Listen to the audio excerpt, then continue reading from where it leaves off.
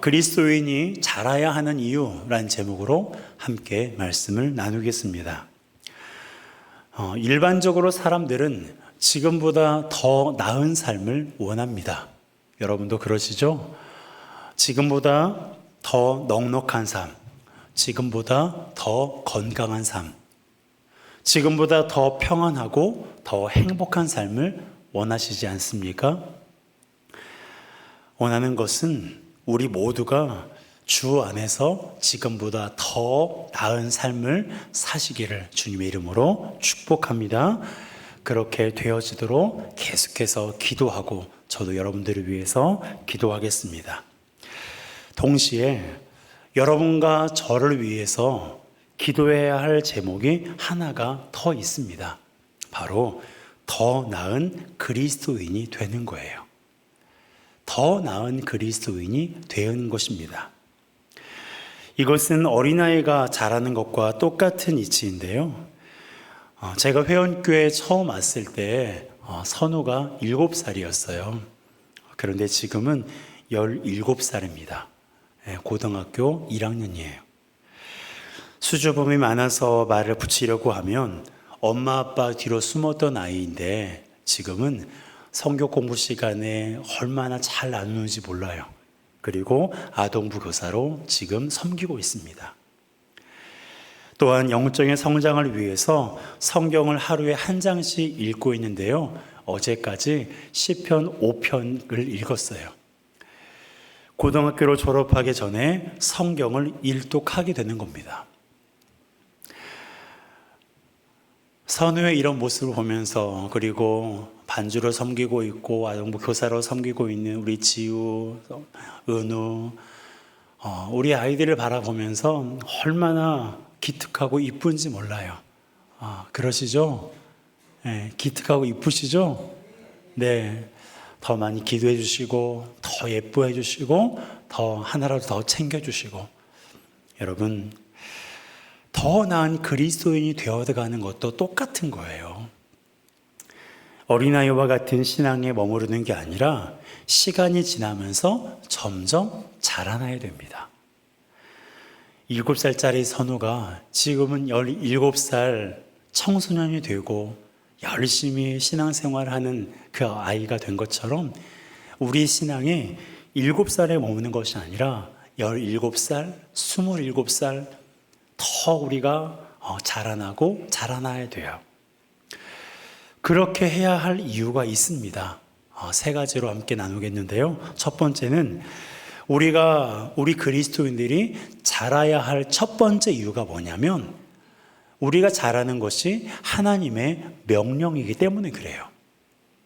자, 45절입니다. 함께 읽습니다.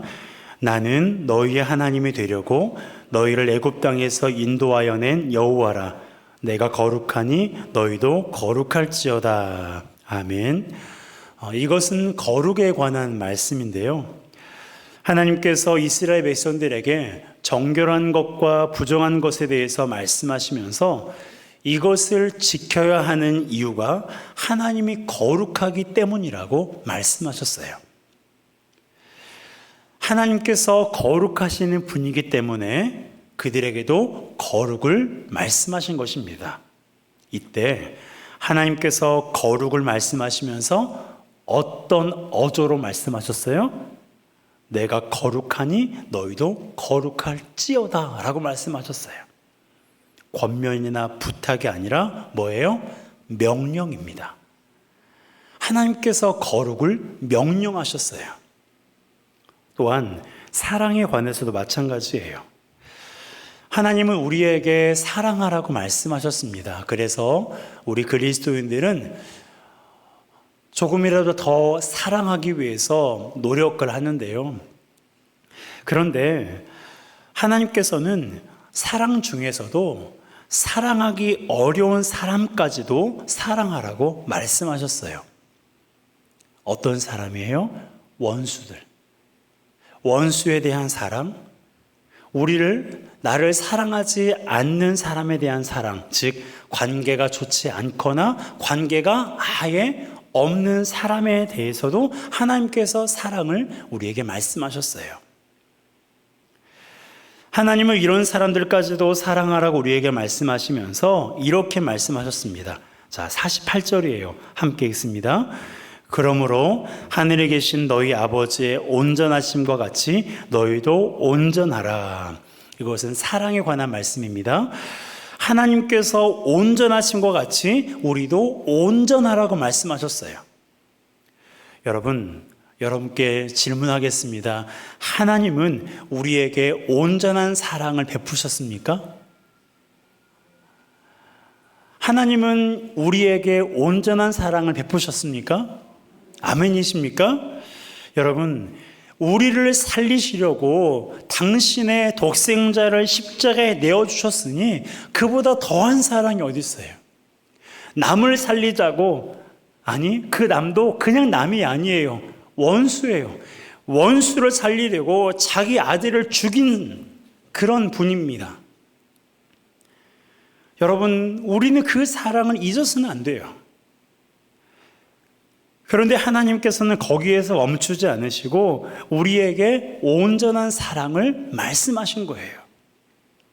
하나님께서 온전한 사랑을 하신 것처럼 우리에게도 온전한 사랑을 말씀하신 것입니다. 이때에도 어김없이 권면이나 부탁이 아니라 뭐라고요? 명령이에요. 하나님의 온전하심과 같이 너희도 온전하라. 명령입니다. 여러분, 하나님께서 명령하신 것은 우리가 해도 되고 안 해도 되는 게 아니에요. 반드시 해야 되는 겁니다. 그분은 창조주이시고 우리는 그분이 지으신 존재잖아요. 그리고 그분이 우리에게 명령하신 모든 것은 우리에게 유익하기 때문에 그 명령에 그저 다른 걸 생각하지 않고 그 명령대로 순종하면 되는 거예요. 그러므로 더 나은 그리스도인이 되기 위해서, 그리스도인이 자라나기 위해서 우리는 반드시 해야 됩니다. 하나님의 명령이기 때문에 그 명령에 순복해야 돼요. 두 번째로 그리스도인이 자라야 하는 이유가 뭐냐면 주님을 닮을 수 있기 때문입니다. 주님을 닮을 수 있기 때문에 그래요. 제가 고등학교 때 일을 잠시 좀 말씀드리고 싶습니다. 제가 고등학교 때 저의 진학 목표는 어디였을까요? 대부분의 고등학생, 그래도 좀 공부 좀 한다 하는 고등학생들의 목표는요, 항상 서울대예요. 저도 그랬습니다. 서울대 영문학과가 저의 목표였어요. 공부하는 거리가 멀었던 제가 이렇게 목표를 높게 설정할 수 있었던 것은 하면 된다는 것을 경험했기 때문입니다. 제가 다녔던 고등학교는 그쪽 지역에서는 꽤 괜찮은 고등학교였어요.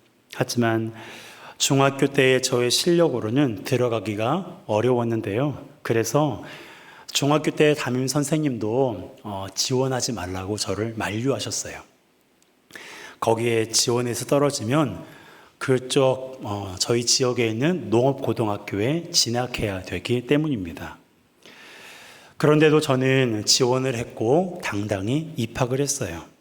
그런데 입학은 하긴 했지만 공부가 쉽지 않았습니다. 특히 수학이 더 어려웠어요. 그래서 다른 공부보다도 수학에 더 집중했는데요. 그러다 보니 점수도 오르고 재미도 있어졌어요. 전교에서 중간 정도로 들어왔던 제가 졸업할 때쯤에는 전교 10등 안에도 들게 되었습니다. 이것을 경험하고 나니까 목표가 높아졌어요. 서울대 영어 영문학과. 그런데 저의 최종 대학 진학은 서울대가 아닌 고려대였습니다. 그것도 안암에 있는 고려대가 아니라 조치원에 있는 고려대였어요. 처음에는 얼마나 낙심했는지 몰라요. 정말 절망했습니다. 내가 겨우 여기 오려고 그렇게 공부했나라는 생각이 들었어요. 그래서 반수도 해봤지만 실패하고 결국 그곳에서 졸업장을 받았습니다. 하지만 4년 동안 하나님께서 제가 그곳에 다니면서 하나님께서 저를 왜 이곳으로 인도하셨는지를 깨닫게 되었고요.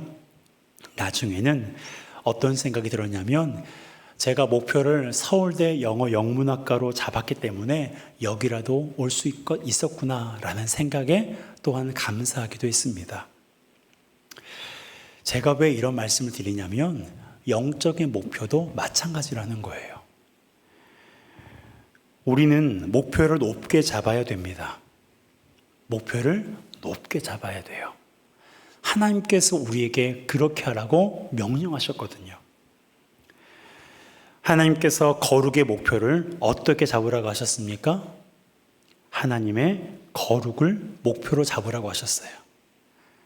내가 거룩하니 너희도 거룩할지어다. 모세가 거룩하니 너희도 거룩할지어다. 다윗이 거룩하니 너희도 거룩할지어다 라고 하나님께서 말씀하지 않으시고 하나님 당사자가 내가 거룩하니 너희도 거룩해라. 거룩의 목표를 사람에게 잡지 말고 나에게 잡으라. 하나님께서 명령하셨어요. 사랑도 마찬가지예요. 사랑의 목표도 하나님의 온전한 사랑을 목표로 잡으라고 말씀하셨습니다. 하나님의 온전하심과 같이 너희도 온전하라. 우리 주변에 사랑이 많은 사람들이 얼마나 많아요. 정말 기가 막힌 사랑을 하는 사람들이 너무나 많습니다. 그런데 하나님께서 그들을 기준으로 세워서 그들처럼 사랑하라 라고 성경 어디에도 말씀하지 않으셨어요. 하나님의 온전하심과 같이, 다시 말하면 하나님의 온전한 사랑같이 너희도 온전한 사랑을 하라. 하나님께서 명령하신 거예요. 여러분, 우리의 영적인 목표는 사람이 아닙니다. 하나님이 우리의 영적인 목표예요. 하나님의 거룩하심, 하나님의 온전한 사랑이 우리의 영적인 목표입니다. 우리는 목표를 높이 잡아야 돼요. 사실 닿을 수 없는 목표예요. 여러분, 하나님의 거룩하심이 어떻게 이룰 수 있겠어요? 하나님의 사랑에 우리가 어떻게 이룹니까? 아무리 발버둥을 쳐도 그렇게 할 수가 없어요. 그걸 하나님이 모르실까요? 잘 알고 계십니다. 그럼에도 불구하고 우리에게 하나님의 거룩과 사랑을 목표로 설정하라고 그렇게 명령하신 이유가 뭐예요? 그렇게 해야 주님을 닮아갈 수 있기 때문에 그래요.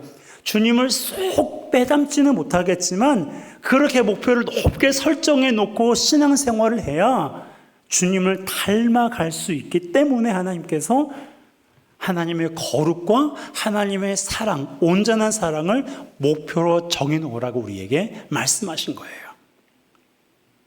여러분, 손양원 목사님이 하나님의 온전한 사랑을 목표로 삼았기 때문에 두 아들을 죽인 원수를 양자로 삼을 수 있었어요. 주기철 목사님이 하나님의 거룩을 목표로 삼았기 때문에 가혹한 고문과 죽음 앞에서도 예수 그리스도를 부인하지 않으셨습니다. 여러분, 영적의 수준을 높여야 돼요. 목사님이 이 정도 신앙생활 하니까 나도 이 정도 해야지. 누구 장로님이, 누구 권사님이 이 정도 신앙생활 하니까, 이 정도 예배 나가니까 나도 이 정도는 해야지. 아니요.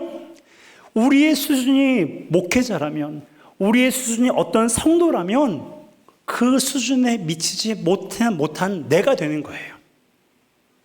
그러나 우리의 영적인 수준을 사람이 아닌 하나님께 맞추게 되면 하나님처럼은 되진 않겠지만 예수 그리스도를 닮아가는 우리의 모습이 된다라는 거예요. 여러분, 사람의 신앙과 성품을 목표로 삼지 마시기 바랍니다. 누가 신앙생활 잘한다고, 누가 성품이 좋다고 그 사람을 목표로 삼지 마세요. 누구를 목표로 삼아야 돼요? 누구를 목표로 삼아야 돼요? 하나님 아버지를 목표로 삼아야 돼요. 그래서 하나님의 거룩까지 자라도록 노력하시기 바랍니다. 하나님의 사랑까지 자라도록 기도하고 말씀에 순종하는 우리 모두가 되시길 바라요. 그렇게 해도 하나님만큼까지는 자라지 못하겠지만 조금이나마 주님을 닮을 수만 있다면 그것으로 우리가 행복하지 않겠어요? 여러분, 자녀들이 자라면 자랄수록 누구를 닮아요? 자녀들이 자라면 자랄수록 누구를 닮아가요? 부모를 닮아가요. 그냥 옆집 누군가를 닮아가는 게 아니에요. 처음에는 몰랐다가 나이가 들면 들수록 부모의 모습이 자녀 얼굴에 그대로 이제 새겨집니다.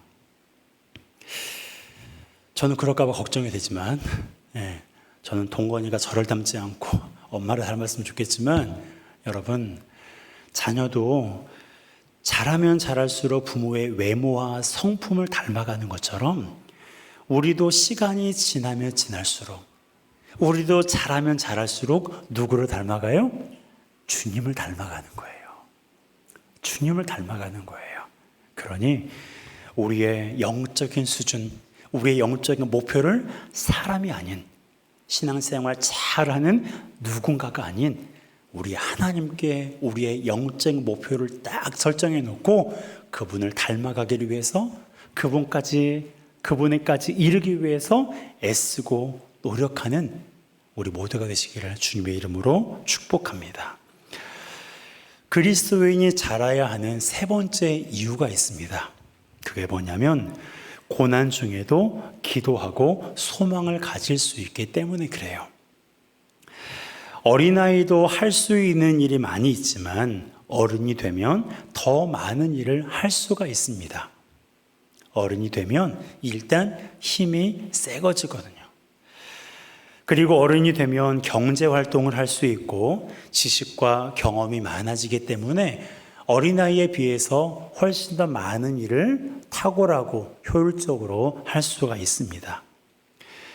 우리 그리스도인들도 마찬가지예요. 어린아이와 같은 기초적인 신앙에 머무르기보다 성숙한 신앙을 갖게 되면 어린아이적 신앙을 가질 때보다 성숙한 신앙을 갖게 되면 훨씬 더 풍성한 하나님의 은혜와 그리고 삶 속에서 놀라운 은혜를 우리가 경험해요. 이것을 사도 바울은 약한 믿음과 강한 믿음이라고 표현하고 있는데요. 약한 믿음은 작은 고난에도 넘어지지만 강한 믿음은 큰 고난에도 넘어지지 않습니다. 여러분, 사람은 사는 동안 항상 고난에 노출되어 있습니다. 크고 작은 고난을 겪기 마련이에요. 혹시 이 가운데 목사님, 저는 지금 아무런 고난이 없습니다 라고 확신을 가지고 손을 들 수 있는 분이 계십니까? 여러분, 저에게 고난이 없는 것 같으세요? 저에게도 고난이 있어요. 말을 못할 뿐이지. 여러분들에게도 말 못할 크고 작은 고난이 있을 겁니다. 그리스도인이든 비그리스도인이든 그것과 상관없이 이 땅에 사는 누구나 다 크고 작은 고난을 겪으며 살고 있어요. 어린아이들에게 고난이 없습니까? 아니요. 왜 없어요? 아니면 90평생, 100평생을 산 그 어르신에게는 고난이 없을까요? 왜 고난이 없겠어요? 그런데 같은 고난이라도 약한 믿음을 가진 사람은요, 낙심하고 절망해요. 하지만 강한 믿음을 가진 사람은 어떻게 해요? 기도하고 소망을 갖게 되는 거예요. 여러분, 우리는 평생 고난과 함께 길을 걸어가야 돼요. 자녀로 인한 고난, 건강으로 인한 고난, 재정으로 인한 고난, 관계로 인한 고난, 진로로 인한 고난, 항상 고난을 마주하며 우리는 살아가고 있어요. 여러분, 그럴 때 넘어지지 않았으면 좋겠어요. 큰 고난이든 작은 고난이든 어떠한 고난 앞에서든 넘어지지 않았으면 좋겠어요. 실족하거나 시험에 들지 않았으면 좋겠습니다. 그러기 위해서 어떤 믿음을 가져야 될까요? 강한 믿음을 가져야 돼요. 어떤 상황에서도 기도하고 소망을 가질 수 있는 강한 믿음이 우리에게 요구되는 거예요. 여러분, 우리 주님은 강한 믿음을 가진 사람을 결코 실망시키지 않습니다. 강한 믿음을 가진 사람이라고 해서 어떤 고난에도 항상 의기양양하지 않아요. 여러분, 다윗도 고난 앞에서 무너지기도 했어요. 욥처럼 그 극심한 고난 중에서도 하나님의 주권을 인정했던 사람조차도 시간이 지나면서 하나님에 대한 원망스러운 마음이 스물스물 올라왔어요. 강한 믿음을 소유한 사람이라고 해서 항상 끄떡없지 않아요. 흔들리기도 하고 때로는 근심하기도 하고, 그렇지만 최종적으로 강한 믿음을 가진 사람은 누구를 바라볼까요? 하나님을 바라봐요. 그래, 나에게 하나님이 있지. 하나님이 나를 사랑하시지. 하나님이 나와 함께 계시지. 내가 기도하면 하나님이 들으시지. 그 믿음이 있기 때문에 아무리 절망스러운 상황 속에서도 포기하지 않습니다.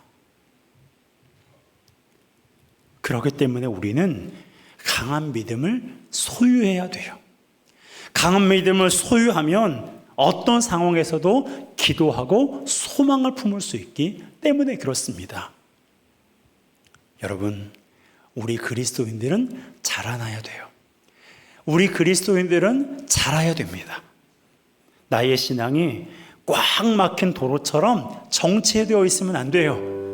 뻥 뚫린 도로처럼 주님을 향해서 힘차게 달려갈 줄 알아야 돼요. 강한 믿음을 가진 사람, 그렇게 우리가 자라나야 됩니다. 그것이 우리 주님의 명령이고, 그래야 주님을 닮을 수 있고요, 그래야 어떤 상황에서도 어떤 고난 중에도 기도하며 소망을 가질 수 있는 거예요. 그러므로 나의 신앙이 정체되어 있는 것 같다고 여기시는 분은 하루속히 나의 정체된 신앙을 하나님께 회개하고 하나님께 나의 신앙이 자라기를 사모하며 기도하시기 바랍니다. 그리고 예배 자리에, 기도의 자리에 나와 하나님을 만날 때 우리의 신앙이 자라나게 되는 거예요.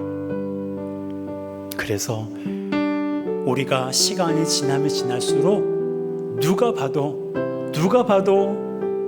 우리 장로님이, 우리 권사님이, 우리 집사님이, 우리 성도님이, 우리 청년이, 우리 아이들이, 야, 예수님을 쏙 빼닮았구나, 예수님을 닮았구나 라는 그러한 인정을 받고 하나님을 기쁘시게 하는 우리 모두가 되시기를 주님의 이름으로 축복합니다. 이 시간 우리가 함께 찬양하기로 합니다.